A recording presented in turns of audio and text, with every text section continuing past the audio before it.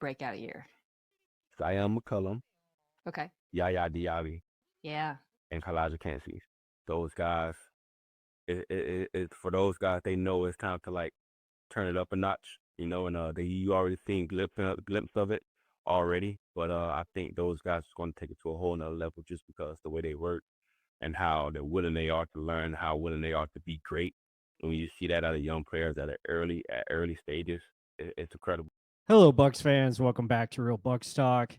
In today's video, we're going to talk about some breakout candidates like Levante David talked about, and he's expecting Calijah Kancey and Yaya Diaby to break out in year 3. And I think that's something that we could see here coming up in the 2025 season. He also mentioned Zion McCollum, which I completely agree with. I think these 3 players have a really good opportunity to break out.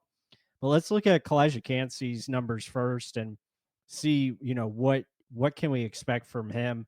Again, 7.5 sacks last year in a limited number of games. He only played 12 games in his second season versus 14 in his rookie year. Had 7.5 sacks. He had 8.5 tackles, I think, for loss. Had 37 quarterback pressures. Let's pull up his advanced stats here, as you see there on the screen.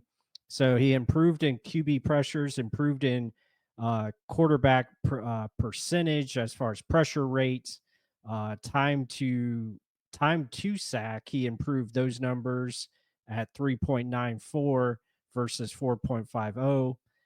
Time to pressure 2.77, which is really good, and 11 quick quarterback pressures. So a lot of things there to like from Calijah Kancey. And when you look back at his stats here, I mean, again, this guy, the ceiling is through the roof for Calijah Kancey. He talked about how he's expecting to improve this year if he can stay healthy. He's got a great opportunity to do a lot of damage. And Calijah is someone that we will definitely have a film study of coming up here probably later in the week. Really excited to break down his 2024 tape. He was utilized everywhere. They, put him at edge rusher. They put him inside, rush him from various alignments and different looks to present to the defense. So it was really fun to watch and just see how he operated. And hopefully that continues in 2025, and really expecting big things from him.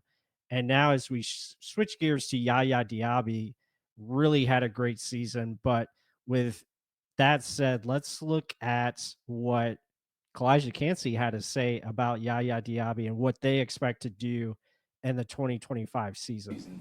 Do you think is on tap for Yaya Diaby? Man, we don't. Yaya's gonna have a crazy season. We don't stop talking about it.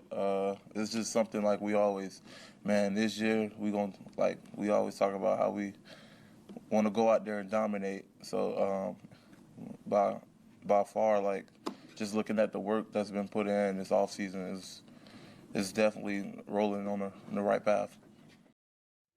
Yeah, that's awesome to hear. Like both of these guys coming up together, trying to be the best versions of themselves and put in that work to be a dominant force, to be a dominant duo, because they are that duo. You have an edge rusher and you have a defensive tackle, and they're trying to do great things. And when you look at Yaya's numbers, he improved in pretty much every category except the sack numbers. He went from 7.5 sacks to 4.5 last year, but everywhere else he improved.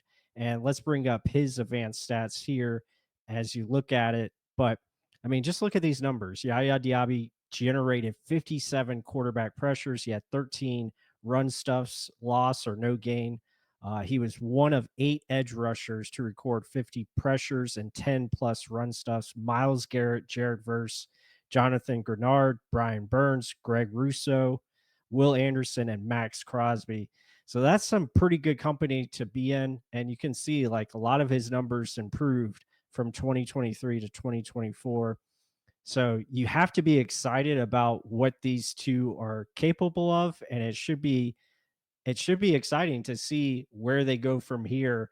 But there's a lot to be excited about. What Levante David expects of both of them, and he's excited to see what they can do.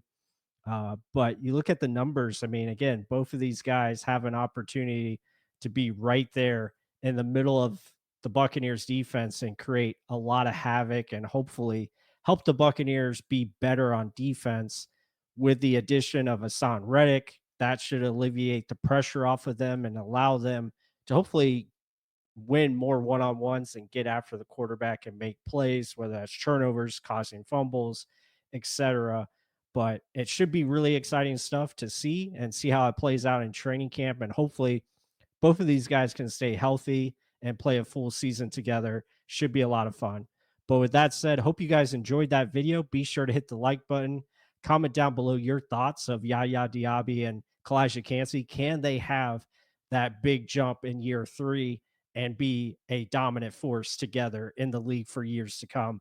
Let us know what you guys think. And with that said, until the next one.